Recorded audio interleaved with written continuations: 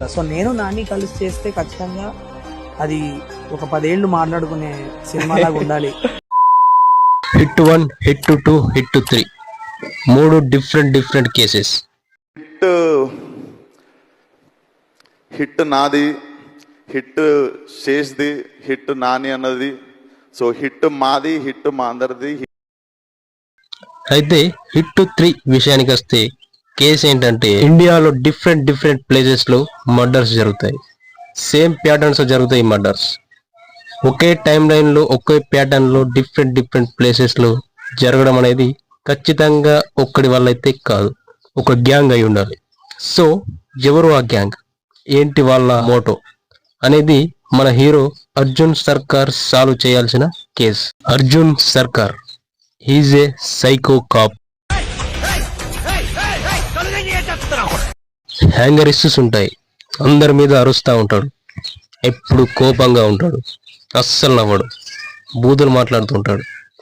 But Shailesh గారు ఈ క్యారెక్టర్ని ఎంత యూనిక్గా రాశారంటే రెగ్యులర్ కమర్షియల్ మూవీస్లో హీరోస్కి హ్యాంగర్ ఇష్యూస్ ఉంటాయి, ఓవర్ రేటెడ్ పవర్ఫుల్గా ఉంటారు.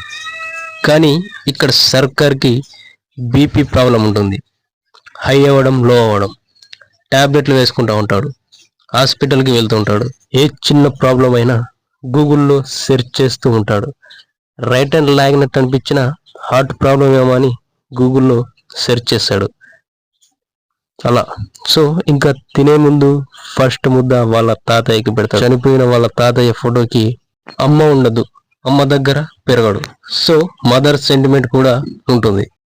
పైకి కనిపించే సర్కార్ వేరు, ఇన్ డెప్త్ లోకి వెళ్తే సర్కార్ వేరు. ఈ రెండు ఆస్పెక్ట్ ని కన్వీనియన్స్ గా రాయడం వల్ల ఎంత వైలెంట్ గా ఉన్నా, ఎన్ని యాంగర్ ఇష్యూస్ ఉన్నా, బూతులు మాట్లాడినా కూడా ఓవర్ రేటెడ్ గా అనిపించదు.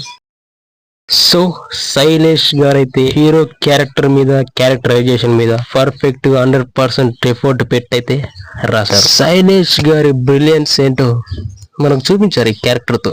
సో వాట్ అబౌట్ ఇన్వెస్టిగేషన్ అంటే హిట్ 1 అంటే ఇన్వెస్టిగేషన్. నా ఒపీనియన్ లో ఇన్వెస్టిగేషన్ అనేది ఏదో పైపైన అలా వెళ్ళిపోతూ ఉంటది, అంటే ఇన్ డెప్త్ లోకి వెళ్ళరు. ఇన్వెస్టిగేషన్ అనేది ఉండదు, పైపైన ఇన్వెస్టిగేషన్ అనేది అయిపోతుంది. క్యారెక్టర్ ఎలివేషన్ అయితే డెప్త్ ఉంటుంది.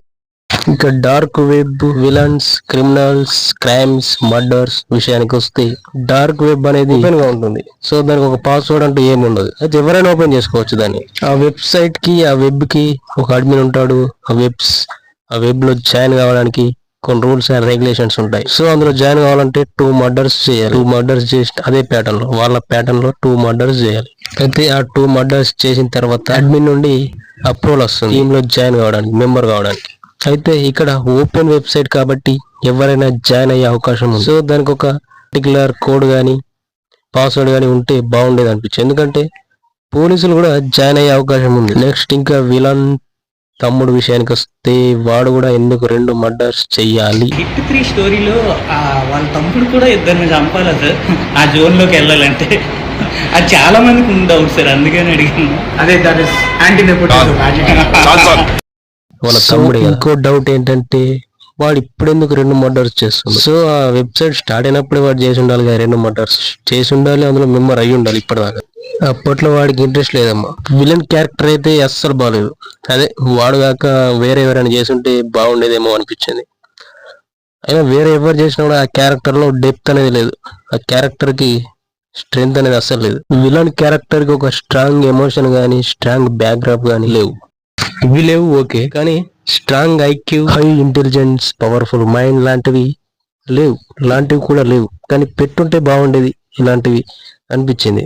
ఇక్కడ మనకు క్లియర్ గా ఏర్పడుతుంది హీరో అంత ఇంటెలిజెంట్ విలన్ కాదు అని. అంత సిడికే గ్యాంగ్ ని ఫామ్ చేసినా కూడా విలన్ కి అంత ఐక్యూ లేదు అని మనకు అక్కడ క్లియర్ గా అర్థం అవుతుంది. బట్ దీని మీద డైరెక్టర్ శైలేష్ గారు ఏం చెప్పారంటే, విలన్ ఒక్కడిని హైలైట్ చేస్తే స్టోరీ ఒకే సైడ్కి వెళ్ళిపోతుంది, కానీ ఇక్కడ క్రిమినల్స్ అందరు విలన్సే, వాళ్ళకి హెడ్ మాత్రమే వాడు, అంతే. సో వీళ్ళందరూ విలన్సే అన్నట్టు, ఒక్కడు విలన్ కాదు, వాళ్ళంతా విలన్సే అని డైరెక్టర్ పాయింట్ ఆఫ్ వ్యూలో చెప్పారు ఒక ఇంటర్వ్యూలో. ఓకే, ఆయన థాట్ ని మనం యాక్సెప్ట్ చేద్దాం. ఏదో ఒక కొత్త ప్రాసెస్ ని ముందుకు తీసుకువెళ్ళాలి అని అనుకున్నాడు, యాక్సెప్ట్ చేద్దాం. ఇంకా హిట్ 4 ఎలా ఉండబోతుందో, హిట్ 4 లో కార్తీ గారి క్యారెక్టరైజేషన్ ని ఇంకెంత డిఫరెంట్ గా డిజైన్ చేస్తాడో చూడాలి మరి. సో హిట్ యూనివర్స్ లో మీకు నచ్చిన కేస్ ఏంటో కామెంట్ చేయండి. నాకైతే హిట్ 1 కేసు అయితే బాగా నచ్చింది, హిట్ 3 క్యారెక్టరైజేషన్ బాగా నచ్చింది.